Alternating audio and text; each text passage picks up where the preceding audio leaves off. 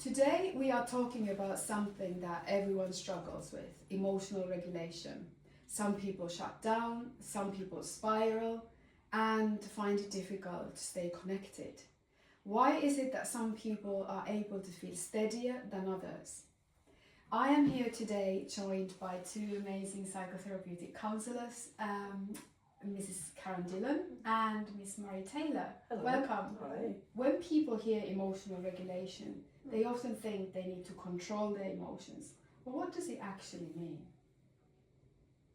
I'd say it means actually not to control them, to actually stay with them.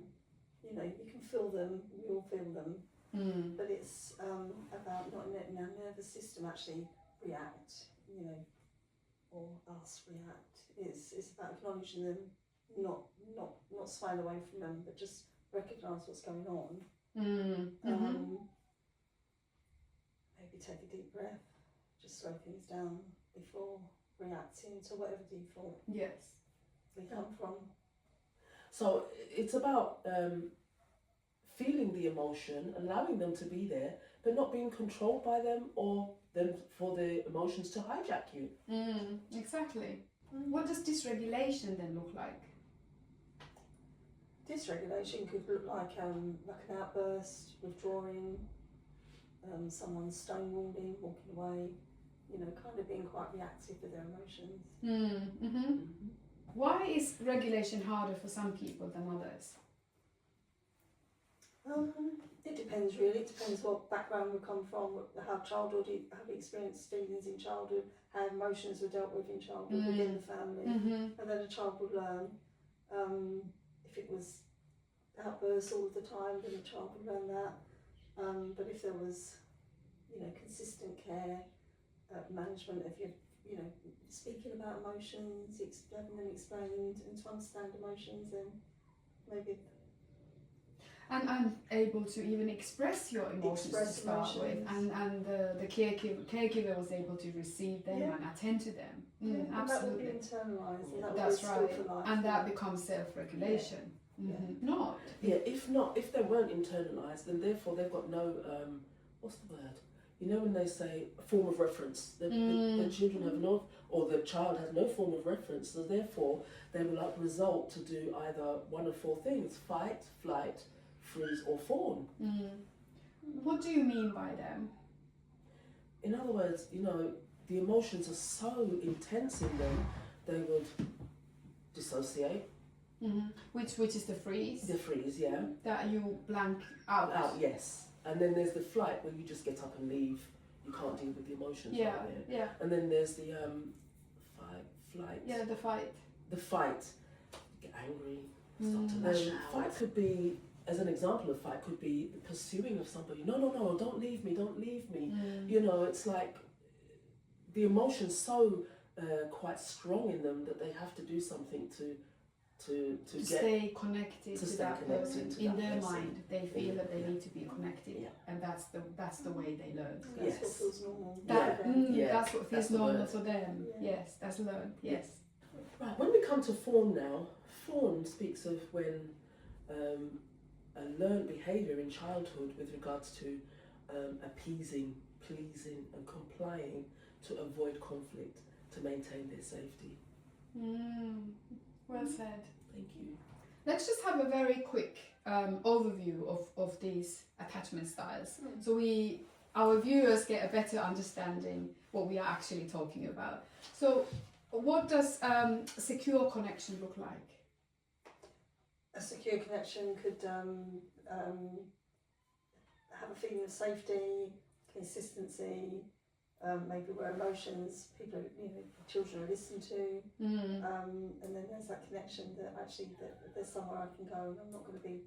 There's not a feeling of rejection. There's a feeling of welcoming, you know, Closeness. Okay, Yes.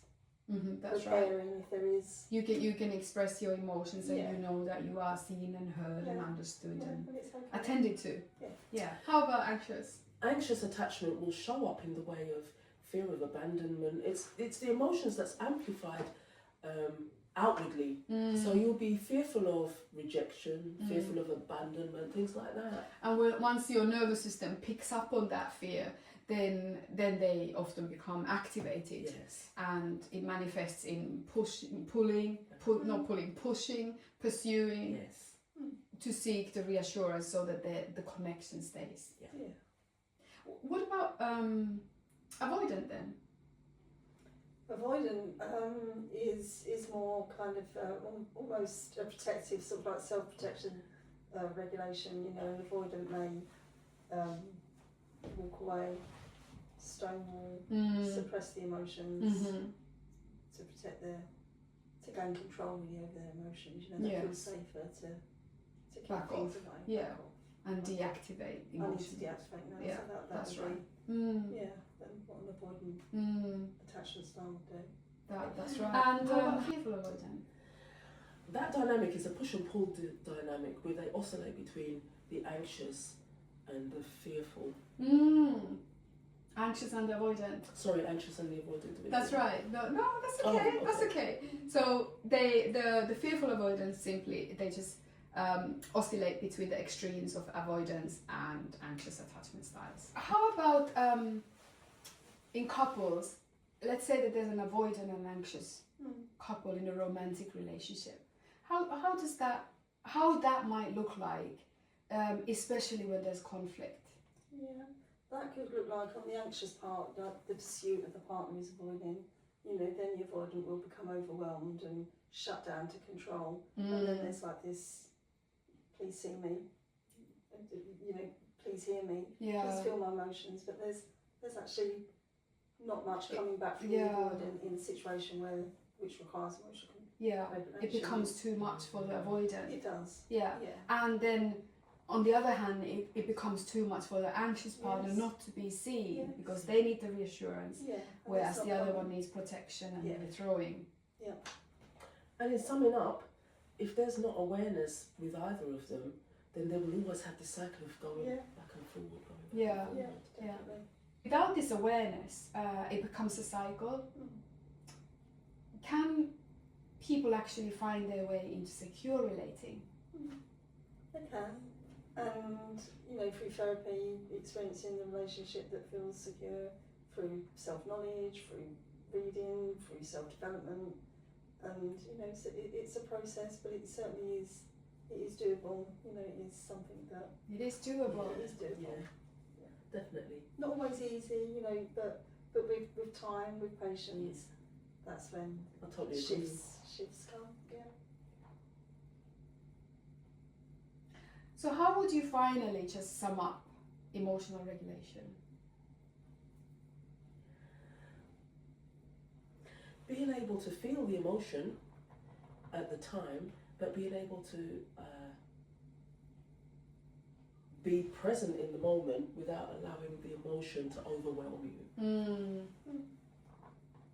Yeah, I'll echo what Maria says, you know, not avoiding the emotions, feel them, however uncomfortable they may be, but just kind of tolerating them, and just being aware of your body and your nervous and what's reacting, what's happening, just staying with the emotion and not abandoning your own emotions, you know, kind of being true to yourself, but just work with yourself. You know. Sounds good, That's thank you. really good. Thank you. Really good explanation.